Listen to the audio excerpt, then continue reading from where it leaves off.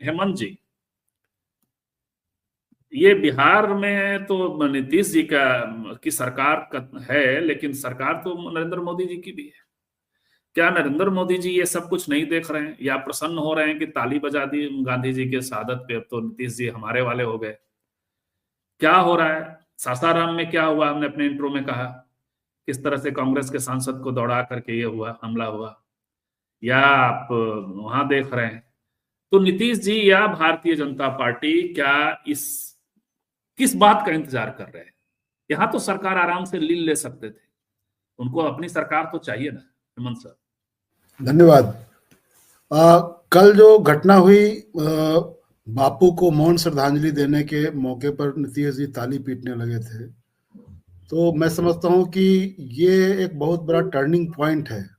नीतीश जी को लेकर के पिछले 1 साल से भी अधिक समय से जो चर्चाएं चल रही थी, उसको नीतीश जी के स्क्रिप्ट ने एक तरह से उसकी पुष्टि कर दी कि नीतीश जी के मानसिक स्वास्थ्य को लेकर के ये सब जो कुछ कहा जा रहा था, वो आज किस मुकाम पर पहुंच गया हुआ है, हालात कितने गंभीर हैं, ये दिखा रहा है। एक व्यक्ति जो खुद के नियंत्रण में अब नहीं रह गया हुआ है, खुद पर उसका नियंत्रण नहीं रह गया हुआ है, वो इस देश को, इस राज्य को हेड कर रहा है, इस राज्य को लीड कर रहा है। बीजेपी अपने राजनीतिक स्वार्थ में उनका इस्तेमाल कर रही है। और गंभीर बात यह है कि देखिए, किसी भी व्यक्ति के जीवन में बीमारी, इस तरह की का मानसिक असंतुलन कभी भी आ सकता है, उसकी कोई गारंटी नहीं है। अमीर हो, गरीब हो, रुतबे वाला आदमी हो, वो कम रुतबे वाला आदमी हो, उससे कोई अंतर नहीं पड़ता है। लेकिन जब कोई सक्षम आदमी किसी बीमारी का शिकार होता है, तो वो अपना बेहतर से बेहतर इलाज करवाता है। वह, उसके लोग, उसके अगल बगल के लोग, उसके मित्र, उसके सगे संबंधी चाहते हैं कि ये स्वस्थ हो जाए। नीतीश जी के स्वास्थ्य को लेकर के मुझे लगता है कि बीजेपी और उनके जो एलाइज हैं, वो बिल्कुल ही चिंतित नहीं है। वो चाहते हैं कि नीतीश जी अपनी गति को प्राप्त हो जाए, इसी में उनको लाभ है। अगर ऐसा नहीं होता तो आप याद कीजिए कि जब नीतीश जी ने विधानसभा और विधान परिषद में चलते सत्र के दौरान जिस तरह की बातें कही थी जनसंख्या नियंत्रण को लेकर के, सब प्रसंग व्याख्या की थी उसकी उन्होंने, और उसकी काफी आलोचना हुई। संयोग बस मैं उस दिन हाउस में था, हाउस से निकल कर मैं लॉबी में बैठा हुआ था, और लॉबी में भी टीवी चलता रहता है, जो हाउस की पूरी कार्रवाई उस पर आप देखते रहते हैं। हम लोगों ने वो देखा, और उसके बाद जब हम लोग उसको लेकर के सब लोग स्तब्ध थे, लोगों को लग नहीं रहा था किस रूप में लोग रिएक्ट करें, हंसे, रोए, क्या करें। उसके तत्काल बाद पता चला कि विधान परिषद में जाकर के उन्होंने बिल्कुल वही सारा कुछ दोहरा दिया जो विधानसभा में उन्होंने कहा था। उसके बाद जो प्रतिक्रियाएं आई जीतन राम मांझी की, चिराग पासवान की, और बीजेपी के राष्ट्रीय प्रवक्ता रविशंकर प्रसाद की, इन लोगों ने सीधा सवाल उठाया और नीतीश जी पर निशाना साधा कि नीतीश जी का मानसिक संतुलन गड़बड़ा गया हुआ है, उनको इलाज की जरूरत है। और एक महिला जो थी, उनको मैंने अपने सामने रोते हुए देखा था। विधान पार्षद है बीजेपी की, वो, उसमें बहुत सारी नाटकीयता भी उनकी थी, लेकिन वो भाव ऐसा बना रही थी कि कितना अनर्थ हो गया, नीतीश जी ने क्या क्या कह दिया। तो ये सब हम लोगों ने अपनी आंखों से देखा, बीजेपी और उनके एलाइज की प्रतिक्रियाएं भी देखी। लेकिन जब पिछले साल 2024 के जनवरी में जब सरकार बिहार में बदल गई, उसके बाद नीतीश जी के स्वास्थ्य को लेकर के बीजेपी ने क्या किया, उनके एलाइज ने क्या किया कि नीतीश जी स्वस्थ हो जाए, ठीक हो जाए। मैंने पहले ही कहा कि किसी के जीवन में इस तरह का ये आता है, जब वह बीमार हो जाता है, किसी गंभीर बीमारी का शिकार हो जाता है, तो उसको उससे उबारने की भी तमाम कोशिशें होती हैं। जो शुभचिंतक होते हैं, जो मित्र होते हैं, जो नाते रिश्तेदार होते हैं, सब करते हैं। तो नीतीश जी तो मुख्यमंत्री हैं इस प्रदेश के, एक बड़े इस प्रदेश के सरकार के मुखिया हैं, और एक बड़ी आबादी के दिलों पर वो राज भी करते हैं। उनके लिए क्या दिक्कत है? कोई दिक्कत नहीं है।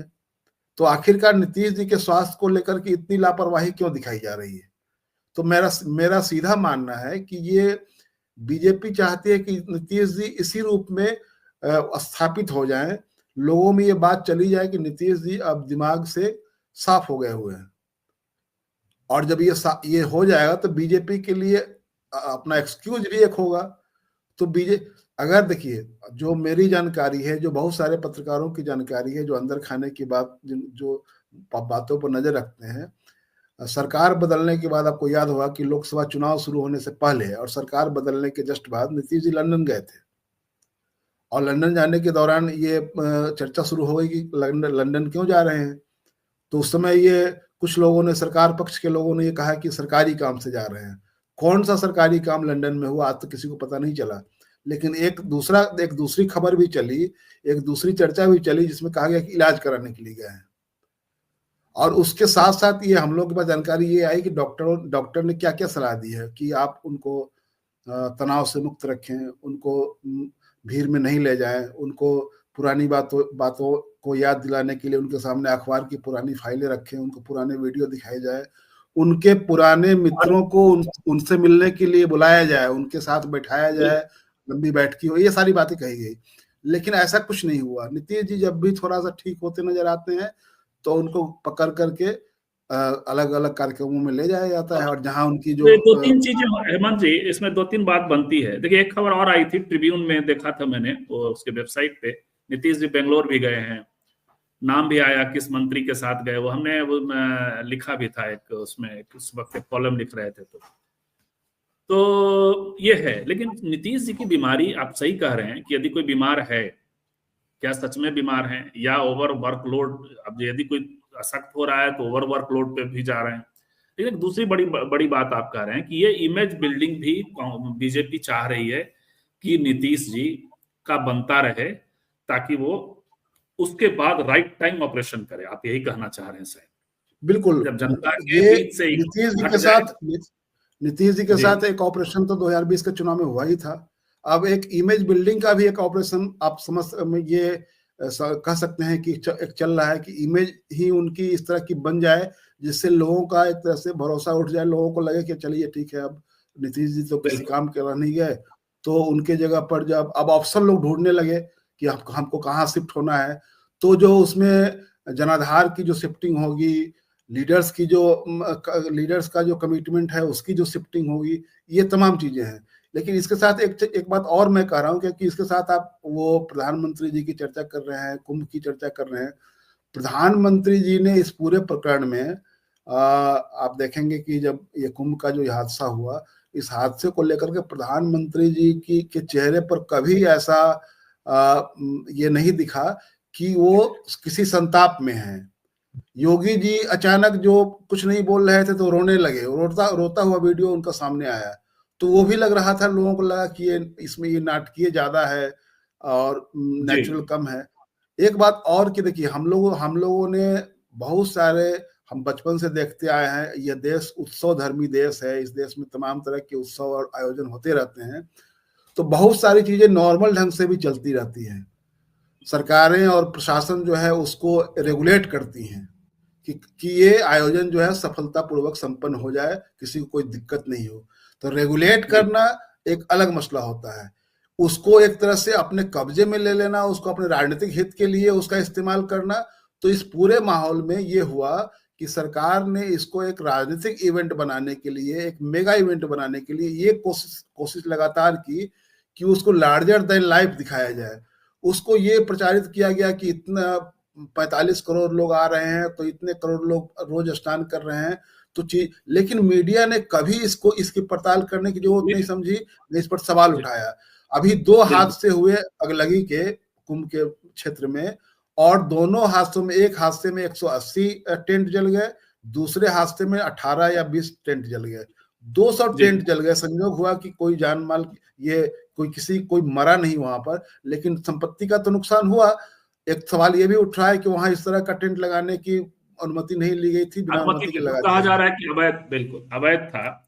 लेकिन तो ये सवाल पूरा जो प्रकरण है उसमें, संजीव जी अंतिम बात 1 मिनट में मैं खत्म कर दे रहा हूं, कि पूरा जो मामला है वो सरकार की संवेदनहीनता का सवाल तो है ही, और ये जो जी मैं बार बार इस बात को कह रहा हूं कि सरकार ये चाहती है कि एक तरह से लोग जो है वो हिस्टीरिया के शिकार हो जाए। वो हिस्टीरिया किसी भी रूप में रिफ्लेक्ट हो, वो भीड़ के रूप में रिफ्लेक्ट हो, स्नान करने के लिए लोग हिस्टेरिक हो जाएं, लोग जुलूस प्रदर्शन में जाने के लिए हिस्टेरिक हो जाए, लोग किसी को मारने काटने के लिए हिस्टेरिक हो जाए। तो ये इनका डिजाइन है, इसी डिजाइन पर ये काम करते हैं, इसलिए इनको बिल्कुल अफसोस नहीं होता है कि ऐसा कुछ हो रहा है। इनको इसीलिए योगी जी को कुछ कहने में बन नहीं रहा था। अब शंकराचार्य महोदय जो कुछ कह रहे हैं, लेकिन उनकी बातें इसलिए गले से नीचे नहीं उतरती है कि कुछ भी कितना भी विलाप कर ले, लेकिन उनका जो रवैया है पूरे समाज को लेकर के, जाति व्यवस्था को लेकर के, वर्ण व्यवस्था को लेकर के और वर्चस्वादी समाज बनाने को लेकर के, उसमें जो उनका रवैया है उससे वो उनको कुछ भी कह ले, वो इंटरनल कॉन्ट्राडिक्शन है हिंदुत्व के भीतर का, वो उससे उनका बहुत इंटरनल अधिक जनता कॉन्ट्राडिक्शन है हेमंत सर, बिल्कुल वो जी उनका इंटरनल उससे कुछ कॉन्ट्राडिक्शन जनता है। का नहीं लेकिन भला होने वाला है।